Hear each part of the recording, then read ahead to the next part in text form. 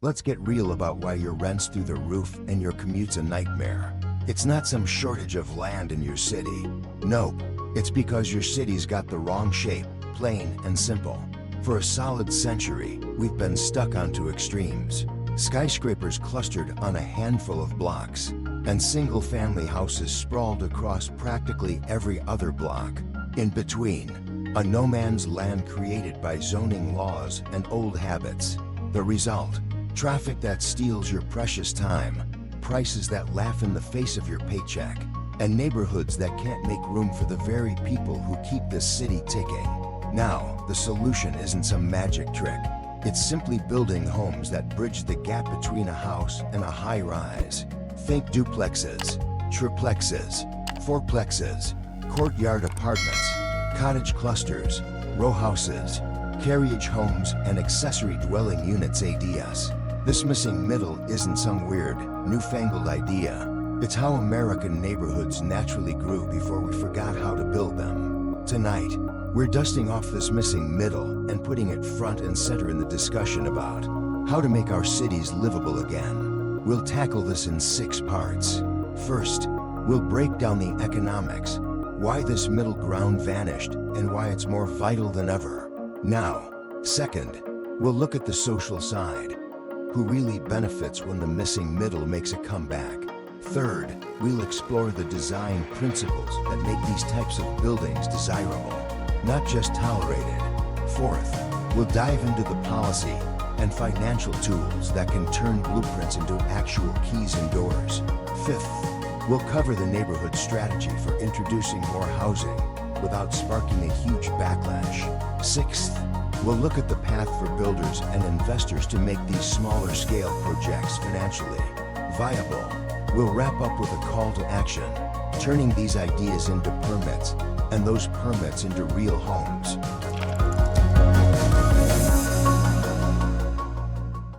Housing markets are all about supply and demand, pricing, scarcity, and friction. And for decades, we've been in both. Zoning laws have chopped up cities into sprawling single-family lots. Parking minimums demanded land and tons of cash for cars that mostly sit idle.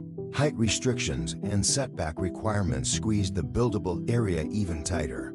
Then, on the other side of town, we allowed height, but only with massive podiums, expensive structured parking, and drawn-out design reviews. We didn't plan for anything in between. We effectively zoned it out of existence. That decision created what economists call a two-shaped trap. If you want to build a new home, your only legal options are a tiny one on a huge lot or a massive one on a special block. The tiny one wastes land like crazy. The massive one takes forever and costs a fortune to get approved.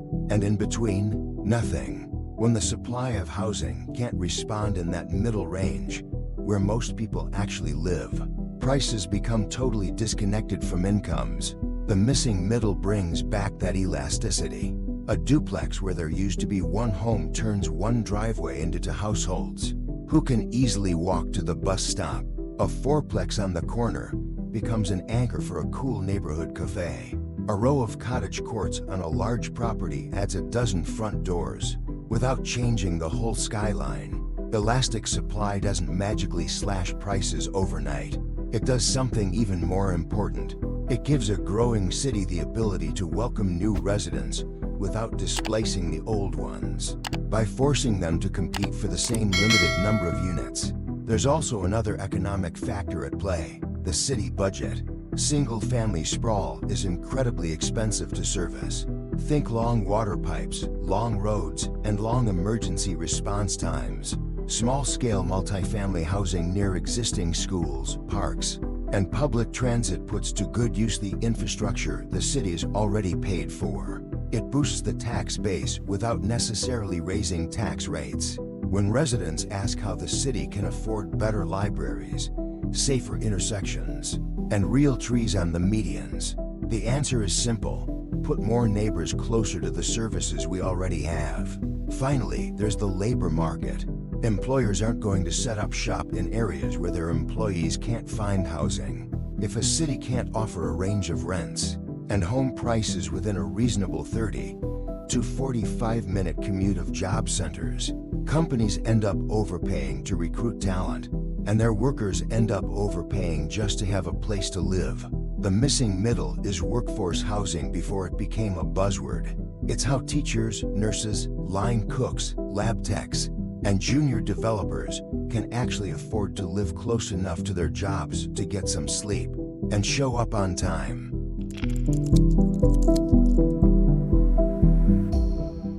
Who wins when the middle returns? When all you build are towers and single-family homes, you end up with a city divided into two very different social realities.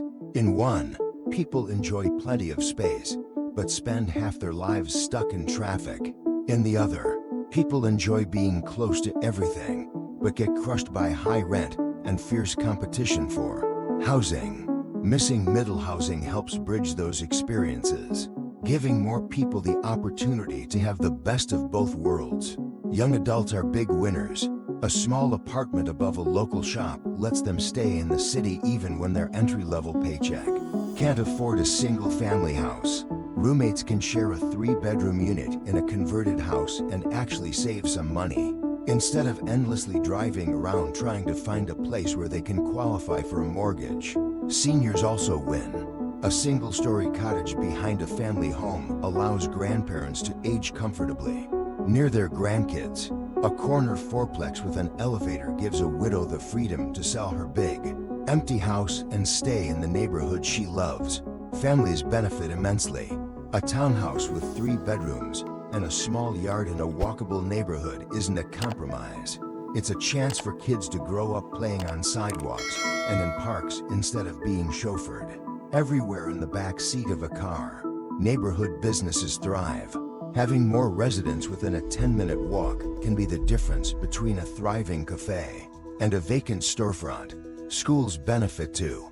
Stable enrollment relies on a steady stream of families who can afford to live nearby.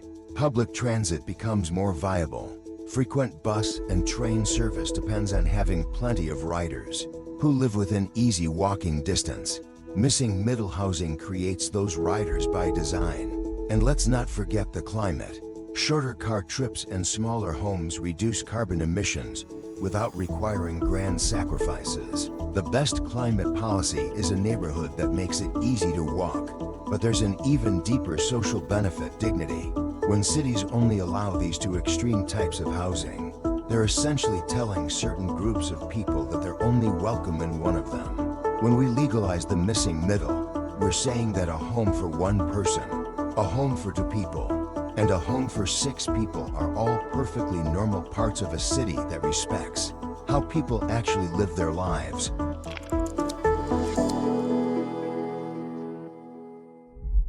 How to add homes without losing character. The best missing middle buildings blend in so seamlessly that they feel like they've always been there. They respect the existing streetscape. They echo the rhythms of the block. They match the front yard depth and feature the same types of trees. They put the front door where neighbors naturally expect to greet each other. They tuck the parking around the side or in the back, so no one has to stare at a wall of garage doors. They keep the height within a story of the surrounding buildings and step back the upper story, where the roofline meets the sky. Here are some specific design patterns that work well. Corner first. Corners are ideal for adding more front doors because they face to streets and share fewer walls with single-family homes. A corner duplex or fourplex looks and feels natural because the extra entrance opens onto the side street. Small footprints. A fourplex on a standard 50-foot lot can still maintain reasonable side yards and let in plenty of natural light. The trick is to stack 2 apartments over 2 apartments or arrange them 2 over 2 with a shared staircase. Courtyards and courts. A courtyard building wraps small apartments around a shared garden space. A cottage court arranges small homes around a central green. Both create a sense of community and keep cars relegated to the edges. Front doors and stoops. Every unit should have its own street-facing entrance or a shared entry. That feels like a front porch. Having eyes on the street makes the block safer and more welcoming. 8 is with intention. Carriage houses above garages and backyard cottages provide quiet, unobtrusive housing that doesn't scream high density. Carefully align doors and windows to maintain privacy. Utilize existing alleys whenever possible. Parking by reality. If the block is walkable and public transit is reliable, don't require a parking space for every front door. Set a maximum number of spaces, not a minimum requirement. Allow shared on-site parking, car sharing pods, and unbundled parking leases. When you mandate parking, you inevitably increase costs. Gentle height. Missing middle buildings typically range from 2 to 3 stories. If a roofline extends taller, step back the upper story so the building still complements its neighbors. Simple materials and details. Match the rhythm of the windows, the depth of the porches, and the texture of the siding to what's already prevalent on the block. Don't slavishly copy the past, just be neighborly to it. When these design principles are followed, a street with several missing middle infill projects still feels like itself. It reads as a place where people live, not as some jarring development that just landed there.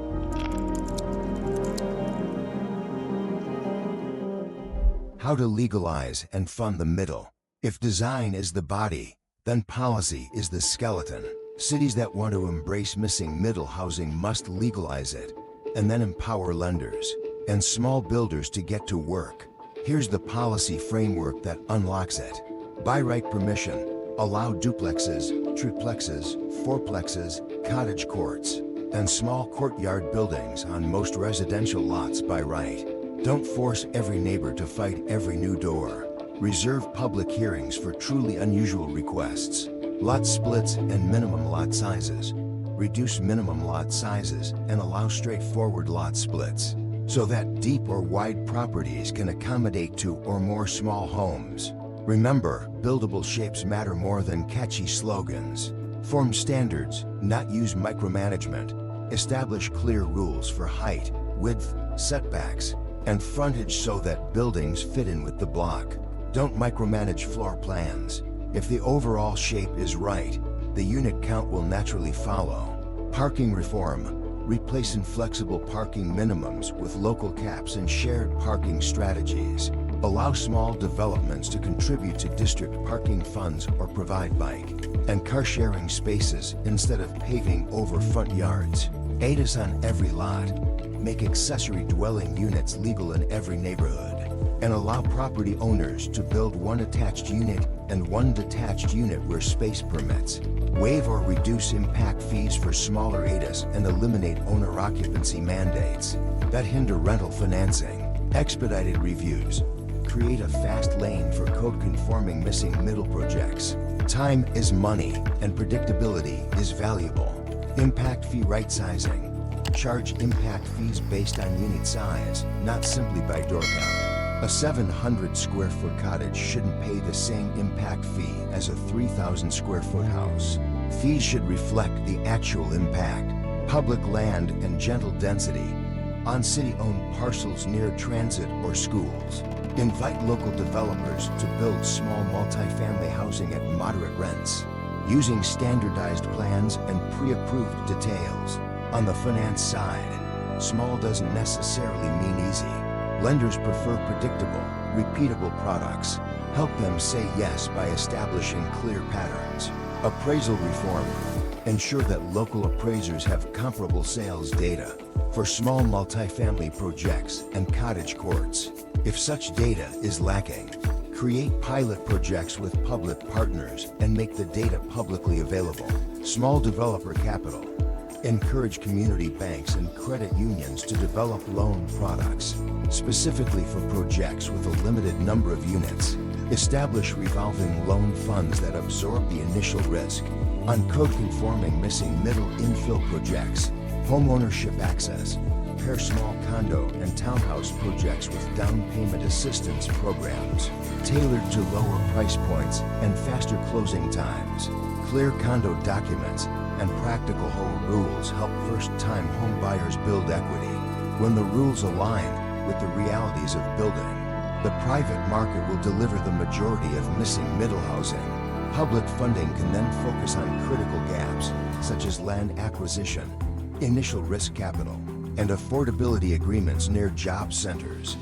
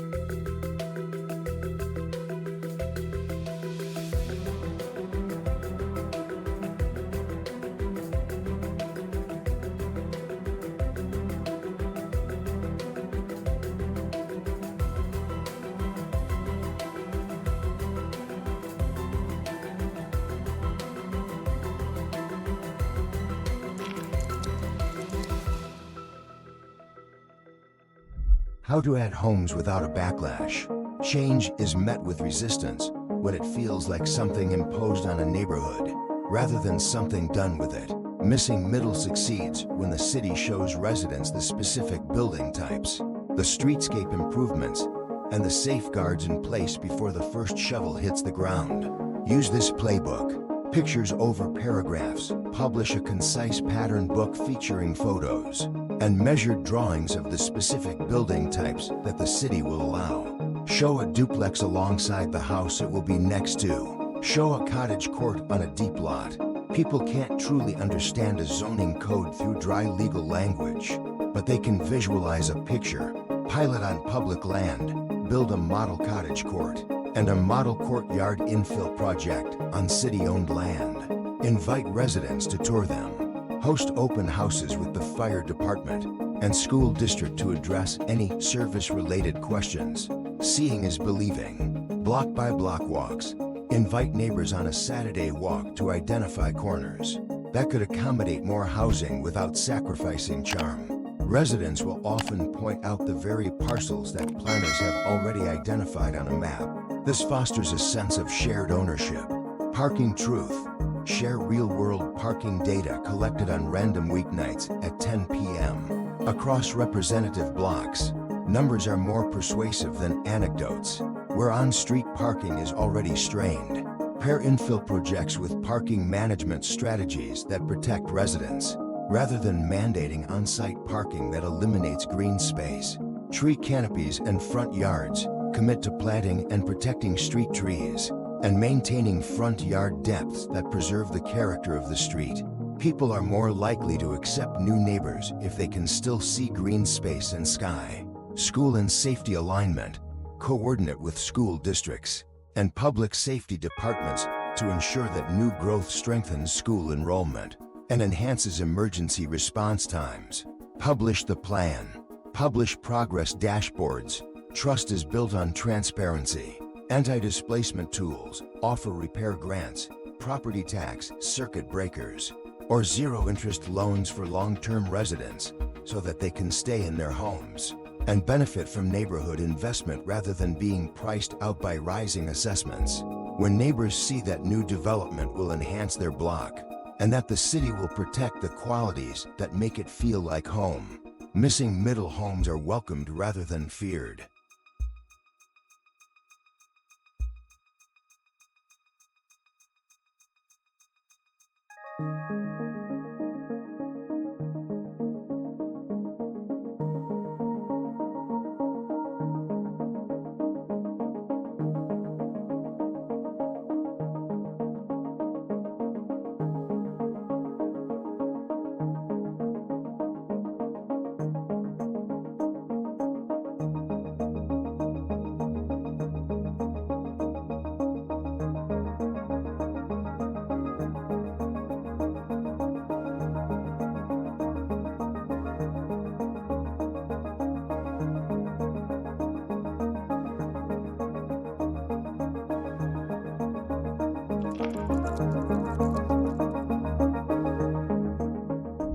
making the numbers work at human scale.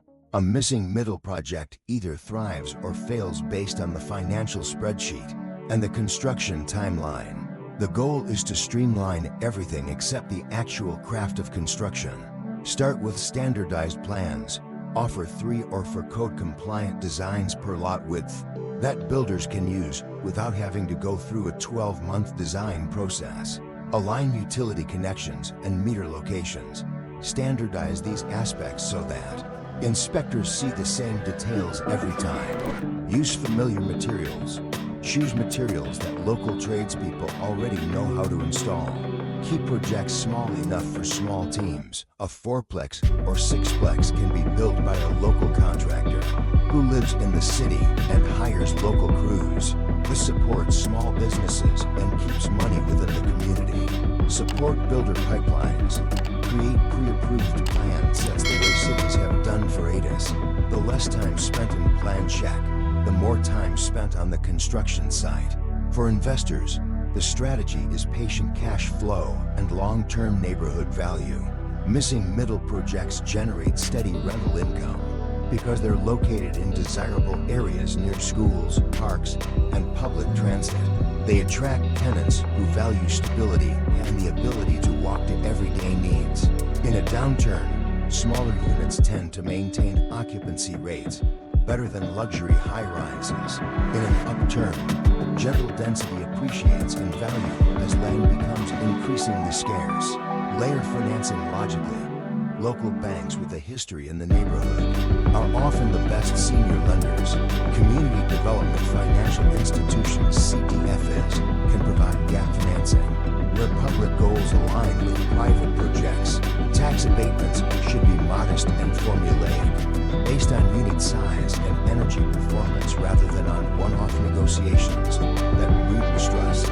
Honor the craft. The most effective marketing for a missing middle project isn't a glossy brochure. It's a neighbor who says they built it well, and they showed up when something went wrong. Build to last. Answer the phone.